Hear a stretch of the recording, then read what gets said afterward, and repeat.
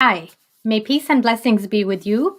Today I am going live using Restream and I am live on Facebook as well as YouTube. So if you're joining me live, please say hi. And if you're wanting me to see your name pop up as you communicate with me, please allow Restream access to your profile on Facebook and YouTube. In today's video, I wanted to cover the effects of multitasking, if it's good or bad. So in my last video last week on Facebook Live, I shared that how multitasking is not always a great idea, and our brains are not quite multitasking. They're constantly task switching at a very fast pace.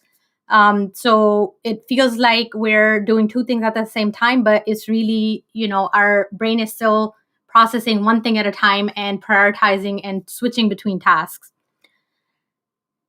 Interestingly, I happened to watch a replay of a webinar by the author of a book called Indistractable. His name is Nir Eyal, and so somebody had asked a question about multitasking, if it's a good idea or if people should multitask or not. And his answer was, if you can do multitasking effectively, right? So there's a difference between effective multitasking and ineffective multitasking. So we have to be on multi-channel in order to be able to multitask. So the example he was giving is you can't listen to two podcasts at the same time because you're on the same channel, basically, right? You can't listen to one podcast from one year and another one from another year. But you're able to listen to a podcast and you can cook at the same time because you're doing two different channels as you're processing that. So I really got to thinking about that. So a lot of times I do listen to things or watch things in the background while I'm cooking, but a lot of times it's my listening is a passive activity. I'm a lot of times cooking actively, but listening passively.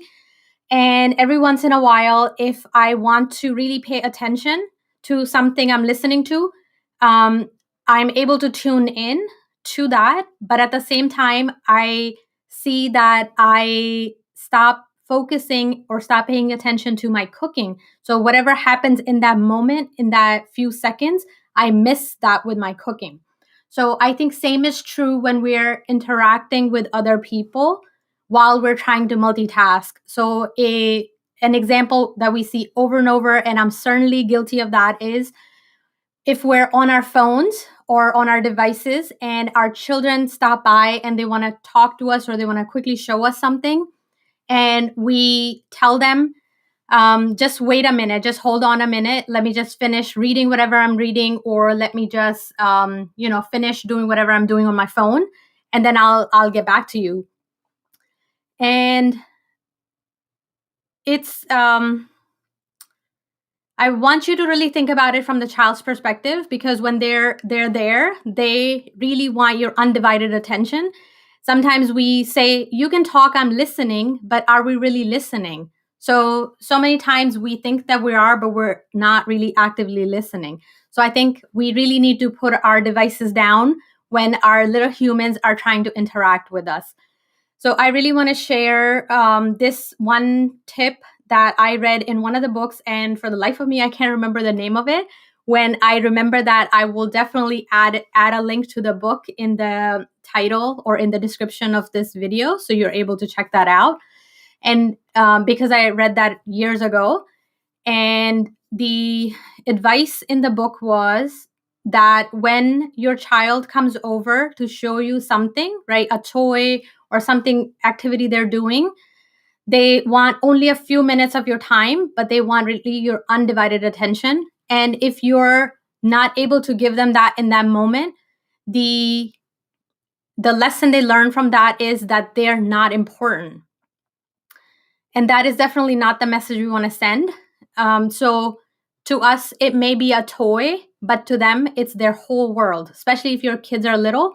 they do not understand that the concept of time, right, yet. So they're not able to wait until a later time. They kind of lose that moment. They forget, they move on to the next activity, and they don't want to, come back and interact with you in the same way. So the reason I'm sharing that is why it was really life changing for me as a parent, is because it really helped me see it from their perspective, that what is going on in their minds, what they're learning or feeling in that moment. So I try very hard to give my children my undivided attention. Sometimes if I'm very focused, I'm not able to give them that, right?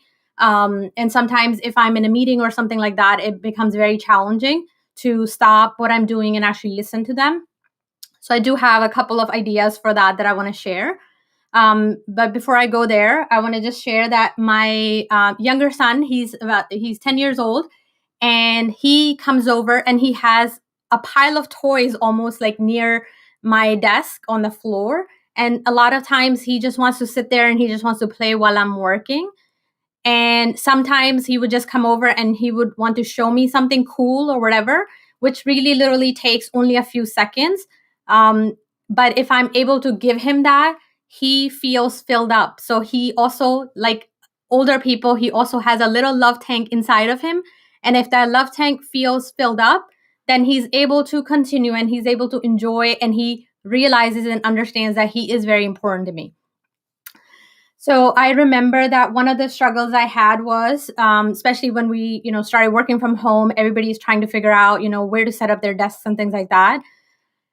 And I remember that my desk was the other way. So the door was behind me. So if somebody walks in, if I'm in a meeting, I'm, they're visible, and I'm not able to tell them that I'm busy or I'm in a meeting, and they're not able to they shouldn't walk in and stuff like that. So what I have done is I've turned my desk around, so there's a wall behind me, and now when they walk in the room, they're on the other side, so I'm able to signal to them. If I'm in a meeting, I just say, like, give me a minute, or I'm busy or something like that, and they're old enough where they understand that I need my time, and they kind of leave me alone at that time. So in that webinar, the author was actually saying he does something very cool with his children, with his daughter. He wears the silliest hat in the house. And whenever he's wearing that, that is his visual cue, his signal to his daughter that he is busy. He's not to be bothered while he's doing that, because he's in a focus mode, or if he's, busy with something, that he can't be distracted during that time. So I would highly encourage you to think about what is a visual way that you're able to set that for your kids, where when you're in your focus mode or when you're in a meeting, you want them to wait. You're teaching them to wait for a few minutes. But I also want to caution you that not to overdo it. You can't always be unavailable, especially while we're working from home. And you have little children, if they have needs and they want to come by and see you and all that. So one of the things I'm thinking about implementing for myself is that I have a light at my desk. So I'm thinking about leaving that on when I'm in my focus zone, and turning it off when I am not, and giving my children that, signal. If the light is on, I'm not to be distracted and I'm not to be bothered. But when the light is off, it is an okay time for them to come by and interact with me. So I'm really going to give that a try and see how that goes. Okay, so that was one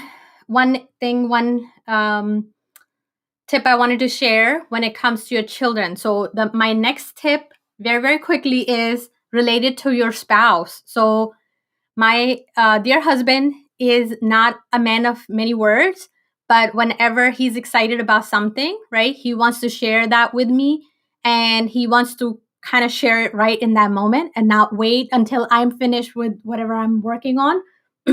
So I want to make myself available, right, when he's excited, when he wants to share something. So one of the things I don't really like drawing this parallel, because I don't think there's any comparison between your boss at work and your spouse at home.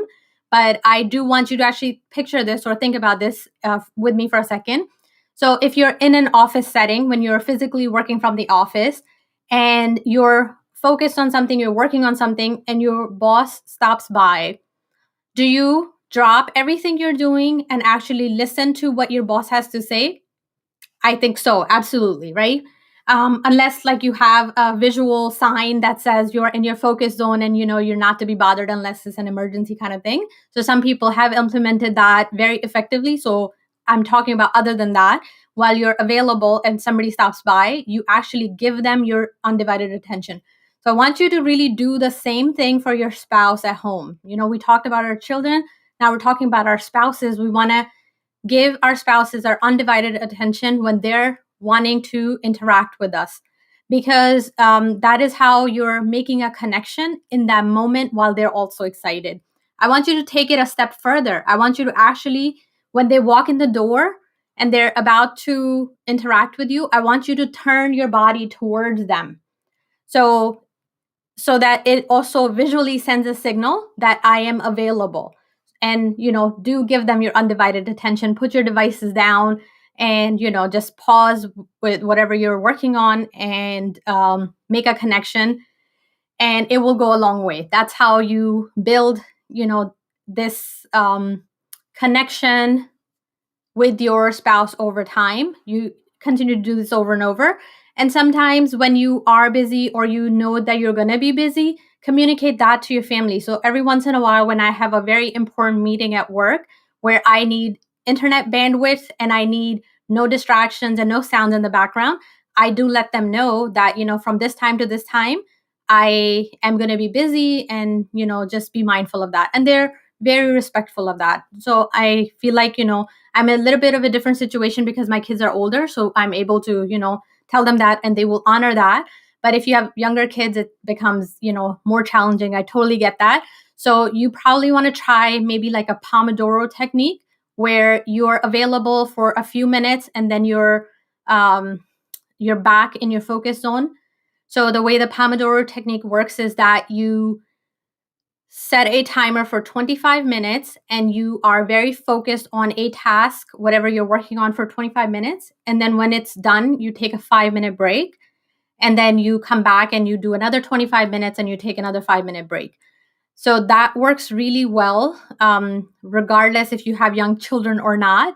But I would say if you're going to try that, you may want to add additional time during breaks so that you're able to go check on your children and, make that connection with them, give them a snack or something like that. If you're able to do that, then they will consistently feel filled up.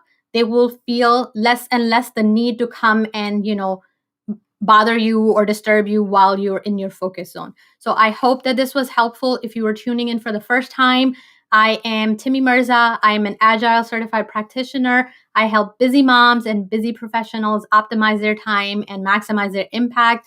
I really help people with solving a lot of complex data and relationship problems. Please check out my Facebook page, Simplify One Thing.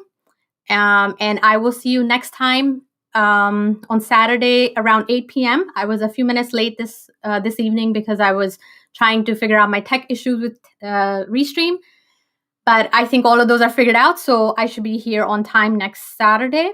And I feel like there was one other thing I wanted to share. Oh, I do want to share the topic I want to cover next Saturday. It is going to